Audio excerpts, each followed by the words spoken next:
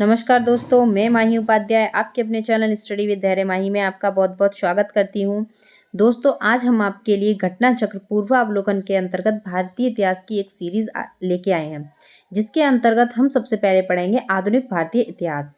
वैसे तो दोस्तों आपके भारतीय इतिहास में 3 भाग होते हैं। सबसे पहला होता है आपका प्राचीन भारतीय इतिहास, दूसरा होता है आपका मध्यकालीन इतिहास और तीसरा होता है आपका आधुनिक भारतीय इतिहास। आधुनिक भारतीय इतिहास के अंतर्गत आपके यूरोपीय कंपनियों का आगमन, ईस्ट इंडिया कंपनी, क्षेत्रीय राज्य, गवर्नर, इस प्रकार से कुल मिलाकर आपके 55 टॉपिक है, जो कि आपके घटना चक्र पूर्वावलोकन में दिए गए हैं। दोस्तों, वैसे आपको अगर घटना चक्र पूर्वावलोकन के भारतीय इतिहास के अंतर्गत या किसी अन्य टॉपिक पर किसी भी सब नोट्स चाहिए जो कि आपके 2023 से होंगे, तो आप प्लीज़ कमेंट बॉक्स में कमेंट करिएगा, तो मैं आपको वो नोट्स प्रोवाइड कराऊंगी। वो भी आपके लिए फ्री ऑफ कॉस्ट होंगे। और अगर आपको दोस्तों किसी भी टॉपिक से रिलेटेड याद करने में भी दिक्कत होती है, तो आपको अगर किसी भी टॉपिक की शॉर्ट ट्रिक चाहिए जिससे कि वो आप याद करना चाहते हैं, तो उसके लिए भी आप कमेंट बॉक्स में कमेंट करिएगा, तो हम उससे रिलेटेड भी आपको शॉर्ट ट्रिक प्राप्त कराएंगे, जिससे कि आप आसानी से अपने हर टेस्ट को क्वालिफाई कर सकें। दोस्तों, आइए आज की हम वीडियो स्टार्ट करते हैं। यूरोपीय कंपनियों का आगमन। सबसे पहला आज का हमारा आधुनिक भारतीय इतिहास के अंतर्गत हमारा सबसे पहला टॉपिक है यूरोपीय कंपनियों का आगमन। वास्को डी गामा गुजराती पथ प्रदर्शक अहमद इब्न मजीद की सहायता से भारत के पश्चिमी तट पर स्थित बंदरगाह कालीकट पर 20 मई 1498 को पहुंचा। तो दोस्तों, वास्को डी गामा ये सबसे मोस्ट इंपोर्टेंट क्वेश्चन है। ये कई बार आ भी चुका है, ये यूपीएससी में भी आ गया, पीसीएस में भी आया है कि वास्को डी गामा कालीगढ़ पर कब पहुंचा। तो 20 मई 1498 को, और वहां पहुंचकर उसने समुद्री मार्ग की खोज की। उसके बाद आते हैं कालीकट पर उसका स्वागत किसने किया था। तो वो था आपके उसका शासक, वहां के कालीकट का शासक था उसी समय वो थे आपके जमोरिन ने वास्को डी गामा का स्वागत किया। वास्को डी गामा जब भारत पहुंचा तो उससे भारतीयों और पुर्तगालियों के मध्य व्यापार क्षेत्र के एक नए युग का शुभारंभ हो गया था।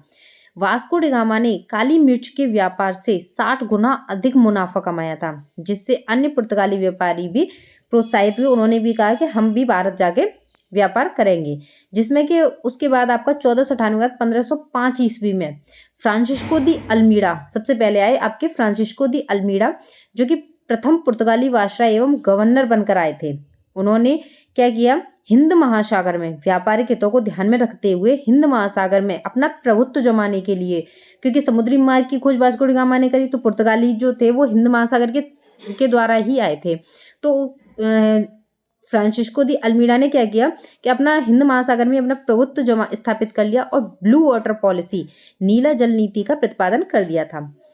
अल्मीड़ा के बाद अल्फांसो दी अल्बुकर्क 1509 ईस्वी में गवर्नर बनकर आए।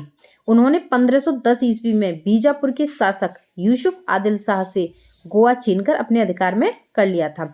तो 1510 ईस्वी में गोवा पुर्तगालियों के अधीन हो गया था।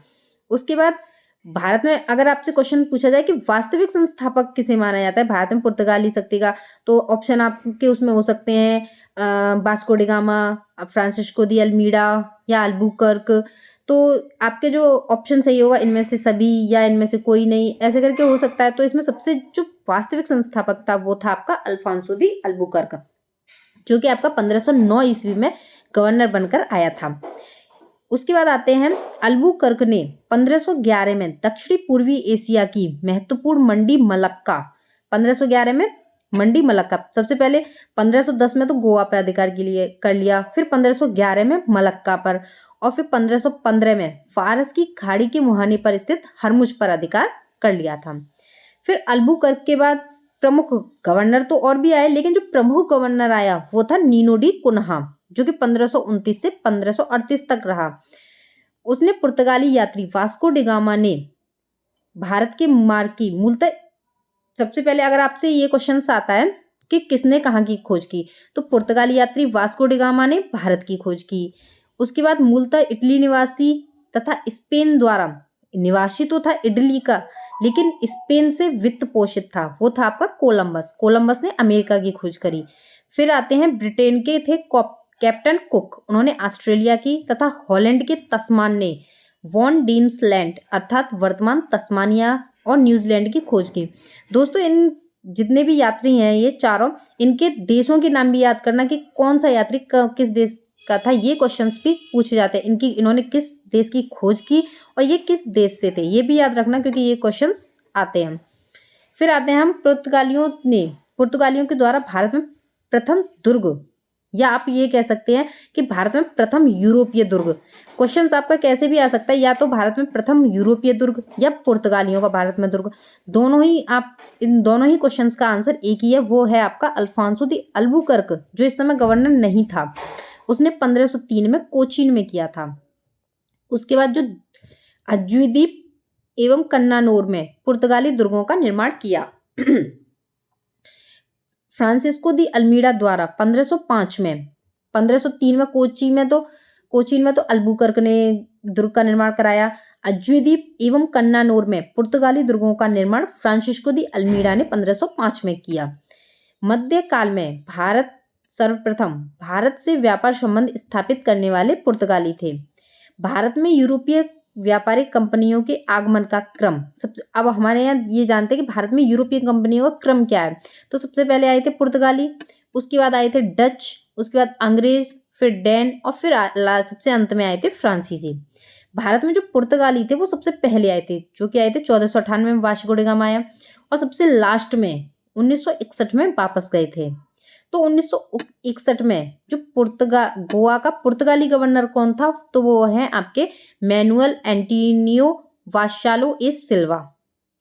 ये आपके 1958 से 1961 ईस्वी तक थे। भारत की स्वतंत्रता प्राप्ति, क्वेश्चन ये भी आ सकता है कि भारत की स्वतंत्रता प्राप्ति के दौरान गोवा का पुर्तगाली गवर्नर कौन था, तो ये थे आपके जोसेफ फेरेरा बोस्चा। यूरोपीय शक्तियों में सर्वप्रथम पुर्तगाली व्यापारियों ने भारत में सामुद्रिक व्यापारिक केंद्र स्थापित किए।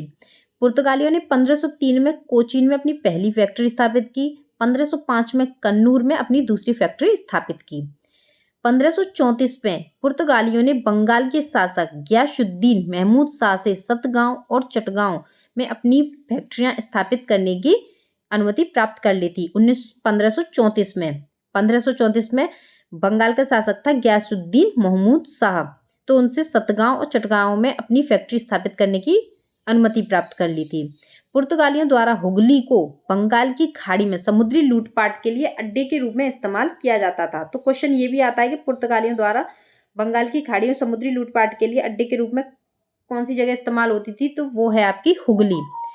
और उसमें क्या हुआ, 1632 ईस्वी में मुगल बादशाह शाहजहां ने हुगली में पुर्तगालियों की बस्तियों को पूरी तरह नष्ट कर दिया। तो ये क्वेश्चन ये भी आ जाता है कि पुर्तगाल की बस्तियों को पूरी तरह नष्ट किसने किया था, तो वो थे आपके मुगल सम्राट शाहजहां। और 1000 से अधिक पुर्तगाली निवासियों को बंदी बना लिया गया था शाहजहां के द्वारा। फिर आते हैं हम नेक्स्ट पे, कासिम बाजार की फैक्ट्री में प्रमुख जॉब चौरनाक ने अंग्रेजों के व्यापार केंद्र के लिए हुगली के स्थान पर सुतानूती अथवा सुतनोती यानी कि कलकत्ता स्थल को चुना। क्वेश्चन ये आता है कि कलकत्ता की खोज किसने करी, तो ये थे आपके जॉब चौरनाक। या कलकत्ता नगर किसने बसाया, तो वो थे आपके जॉब चौरनाक अंग्रेज। उसके बाद आते हैं कोच्चि, 1814 में ब्रिटिश उपनिवेश के तहत शामिल हुआ था। अंग्रेज ईस्ट इंडिया कंपनी का सूत्रपात 1599 में हुआ, जब लंदन के कुछ साहसिक व्यापारियों ने एक समूह का गठन करके 30,133 पौंड की वचनबद्ध अविदत्त पूंजी के साथ ईस्ट इंडीज व्यापार के लिए अभिप्रेत समुद्री अभियान हेतु आवेदन प्रस्ताव ब्रिटिश क्राउन के समक्ष रखा। हालांकि इन साहसिक व्यापारियों के मूल प्रस्ताव को प्रीवी काउंसिल से स्वीकृति नहीं मिली थी और अगले वर्ष वो फिर से आए, मतलब उस टाइम में स्वीकृति नहीं मिली, जबकि 1599 में उन्होंने मांगी, तब उसके बाद वे फिर दोबारा से आए, तो उन्होंने ब्रिटिश क्राउन की पूर्व सहमति से ईस्ट इंडीज अभियान हेतु जहाज एवं अन्य साजो सामान खरीदने प्रारंभ किए तथा अपनी पूंजी को भी बढ़ाकर 68,373 पाउंड कर दिया गया था। उसके बाद 31 दिसंबर 1600 को ब्रिटिश महारानी एलिजाबेथ ने इन्हें the governor and company of merchants of London trading into the East Indies, प्रथम गवर्नर थे आपके उस समय थॉमस स्मिथ के नाम के तहत रॉयल चार्टर ऑफ इनकॉर्पोरेशन प्रदान किया और इस प्रकार ईस्ट इंडिया कंपनी का आधिकारिक रूप से गठन हो गया। इस दौरान इस समय जब गठन हुआ था उस समय भारत का बादशाह अकबर था, जो कि 1556 से 1605 ईस्वी तक रहा। लीवेंट कंपनी जो कि 1593 ईस्वी में स्थल मार्ग से, ये क्वेश्चन आता है कि स्थल मार्ग से भारत में व्यापार करने का अधिकार किसे मिला था, तो वो थी आपकी लीवेंट कंपनी को 1593 में। उसके बाद जहांगीर के शासनकाल में इंग्लिश ईस्ट इंडिया कंपनी ने सर्वप्रथम 1611 में मछलीपट्टनम में एक अस्थायी कारखाना स्थापित किया।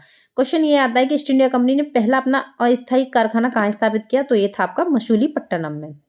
उसके बाद 1613 में अपना सूरत में अपना स्थायी कारखाना स्थापित कर लिया। सूरत में फिर बनाई डचों ने अपनी फैक्ट्री स्थापित करी थी 1616 में, जबकि फ्रांसीसियों ने 1668 ईस्वी में स्थापित की थी। थॉमस बेस्ट नामक अंग्रेजी अधिकारी ने पुर्तगालियों को स्वाली के स्थान पर हराया था। 1661 में इंग्लैंड के सम्राट चार्ल्स द्वितीय का विवाह पुर्तगाल की राजकुमारी कैथरीन से हो गया था, जिसमें कि चार्ल्स को बम्बई उपहार के रूप में प्राप्त हो गया था। जो चार्ल्स द्वितीय को बम्बई प्राप्त हुआ था तो उसने 1667 ईस्वी में 10 पौंड वार्षिक किराए पर बम्बई को ईस्ट इंडिया कंपनी को दे दिया। और उस समय बम्बई के अंग्रेज गवर्नर जॉन चाइल्ड ने 1688 में बम्बई को पश्चिमी समुद्र तट के मुगल बंदरगाहों का घेरा डाला और मक्का जाने वाले हज यात्रियों को बंदी बनाने का प्रयास किया। उस समय क्या हुआ, उसके फलस्वरूप क्या हुआ, औरंगजेब, उस समय जो हमारे मुगल सम्राट थे वो थे औरंगजेब, उन्होंने उसे भारत से निष्कासित कर दिया। किसको? जॉन चाइल्ड को। फिर उसके बाद होता है हमारा कर्नाटक का प्रथम युद्ध, जो कि हुआ था हमारा 1746 से 1748 तक। इसके बारे में हम आगे से विस्तार से पढ़ेंगे, अभी जितना आपके चैप्टर में दिया हुआ है हम उतना पढ़ते हैं। कर्नाटक का प्रथम युद्ध जो कि ऑस्ट्रिया के उत्तराधिकार का युद्ध जो हो रहा था उस समय, जो 1740 ईस्वी में प्रारंभ हुआ था, उसका विस्तार था कर्नाटक का युद्ध। गृह सरकारों की आज्ञा के विरुद्ध ही दोनों दलों, यानी कि जो हमारा कर्नाटक का प्रथम युद्ध था वो अंग्रेज और फ्रांसीसियों के बीच में 1746 ईस्वी में प्रारंभ हो गया। और उस समय जो अंग्रेजों का नेतृत्व कर रहे थे वो थे अंग्रेज कैप्टन बर्नेट, और उसमें क्या था, उनके नेतृत्व में अंग्रेज कैप्टन बर्नेट ने अंग्रेजी सेना के द्वारा कुछ फ्रांसीसी जहाजों को अपने अधिकार में ले लिया, और यही युद्ध का उस समय का कारण बना। वैसे तो कारण कहते हैं ना, कोई बात होती है तो एक बार में नहीं होती, काफी टाइम से चलती होती है, तो ऐसे वो तत्कालिक कारण बन गया उस समय। जैसे कि हमारी 1857 की क्रांति थी, तत्कालिक कारण उस समय केवल हमारे वो बम थे जो कि चर्बी का कारण थे, लेकिन तत्कालिक उससे पहले भी हमारे युद्ध की योजना बन रही थी। इसी तरह से इसमें था ऑस्ट्रिया के उत्तराधिकार का युद्ध का विस्तार था, लेकिन जो तत्कालिक कारण था वो था कि फ्रांसीसियों के जहाजों पर अधिकार कर लिया था अंग्रेजों ने। प्रथम कर्नाटक के युद्ध के समय ही कर्नाटक के नवाब अनवरुद्दीन ने महफूज खां के नेतृत्व में 10,000 की भारतीय सेना को फ्रांसीसियों पर आक्रमण करने के लिए भेजा। कैप्टन पैराडाइज के नेतृत्व में फ्रांसीसी सेना ने अडयार नदी पर स्थित सेंट थोमे नामक स्थान पर नवाब की सेना को पराजित किया। यूरोप में युद्ध बंद होते ही कर्नाटक का प्रथम युद्ध समाप्त हो गया और एक्स ला सापेल की संधि हुई 1748 में।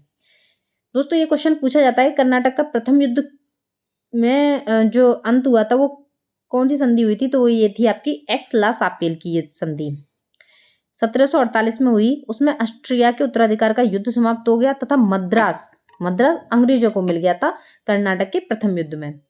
फिर उसके बाद आते हैं आपके डुप्ले ने पहली बार वे हथकंडे प्रयोग किए जो भारत को जीतने के लिए अंग्रेजों के मार्गदर्शक बने। डुप्ले ने क्या किया कि पहली बार उसने क्या किया, यूरोपीय सेना को भारतीय राज दरबारों में भारतीयों के व्यय पर नियुक्त कर दिया, और यही हमारी सबसे बड़ी भूल रही उस समय की, जिसने पहली बार यूरोपियों के हित के लिए भारतीय राजनीति में हस्तक्षेप किया। भारतीय राजनीति में वो अपना हस्तक्षेप करने लगे और भारत में यूरोपीय साम्राज्य की नींव रखी जाने लगी। फिर उसके बाद आते हैं लुई 14वें के मंत्री थे कॉलबर्ट द्वारा क्या हुआ, 1664 में फ्रेंच ईस्ट इंडिया कंपनी की स्थापना हुई। तो फ्रेंच ईस्ट इंडिया कंपनी की स्थापना हुई आपकी कॉलबर्ट के द्वारा 1664 ईस्वी में। जो फ्रांसीसी ईस्ट इंडिया कंपनी थी उसको कंपनी देश इंदेश ओरिएंटलेस कहा जाता है। फ्रांसीसी कंपनी का निर्माण राज्य द्वारा हुआ था और राज्य ही इसका सारा खर्च देता था। 1667 ईस्वी में फ्रांसिस केरो के नेतृत्व में एक अभियान दल भारत के लिए रवाना हुआ, जिसे 1668 ईस्वी में सूरत में अपने पहले व्यापारिक खानखाना स्थापित किया। उसके बाद मेकारा गोलकुंडा के सुल्तान से एक अधिकार पत्र प्राप्त कर 1669 में मसूलीपट्टनम में अपनी दूसरी फ्रांसीसी कोठी स्थापित की और डचों ने अपनी प्रथम फैक्ट्री की स्थापना मसूलीपट्टनम में की। डचों की बंगाल में पहली कंपनी पीपली में 1627 में स्थापित हुई। इसके कुछ दिनों के बाद डच पीपली से बालाशोर चले आए, परंतु बंगाल में डचों का व्यापार सही ढंग से 1653 ईस्वी से शुरू हुआ, जब उन्होंने चिनसुरा में अपनी कंपनी स्थापित की। चिनसुरा के डच किले को गुस्तावुस फोर्ट के नाम से जानते हैं। यूरोपियों को सर्वोत्तम शोरा और अफीम बिहार से प्राप्त होता था और अंग्रेज शासनकाल में बिहार का अफीम उत्पादन हेतु प्रसिद्ध था, वो था आपका बिहार। बिहार में सबसे ज्यादा अफीम और शोरा उत्पादित होता था। और ये भारत में यूरोपीय कंपनियों को जो आगमन का क्रम है वो आपको मैं बता ही चुकी हूँ। पुर्तगाली, फिर आए थे डच, फिर अंग्रेज और फिर डैन और फिर सबसे अंत में फ्रांसीसी। दोस्तों ये था आज का आपका टॉपिक, यूरोपीय कंपनियों का आगमन। अब इसके हैं आपके एमसीक्यू, इनको हम कल पढ़ेंगे। और दोस्तों अगर आपको इस टॉपिक से रिलेटेड, इस चैप्टर से रिलेटेड अगर आपको नोट्स चाहिए तो प्लीज़ कमेंट बॉक्स में कमेंट करिएगा, तो मैं आपको वो नोट्स प्रोवाइड कराऊंगी, जिससे कि आपको याद करने में आसानी होगी। और वो नोट्स फ्री ऑफ कॉस्ट हैं, तो आप प्लीज़ कमेंट बॉक्स में कमेंट करिएगा। और अगर दोस्तों आपको याद करने में, किसी भी टॉपिक को याद करने में कोई दिक्कत हो रही है, जिसके आप क्रम नहीं याद कर पा रहे हैं या क्रम से चीज़ें याद नहीं कर पा रहे हैं या कोई चीज़ याद नहीं हो रही है, तो आप प्लीज़ कमेंट में करिए, तो हम उसे शॉर्ट ट्रिक के थ्रू या कैसे भी आपको याद कराएंगे। तो आप उसके लिए कमेंट बॉक्स में कमेंट ज़रूर करिएगा। आज के लिए दोस्तों इतना ही। कल हम इसके एमसीक्यूज लेके आएंगे। और अगर आपको किसी भी टॉपिक से रिलेटेड वीडियो चाहिए या किसी टॉपिक में दिक्कत है, तो आप प्लीज़ उसे भी कमेंट करिए, तो हम सबसे पहले उसी को पढ़ाएंगे। तो आज के लिए बस इतना ही। नमस्कार।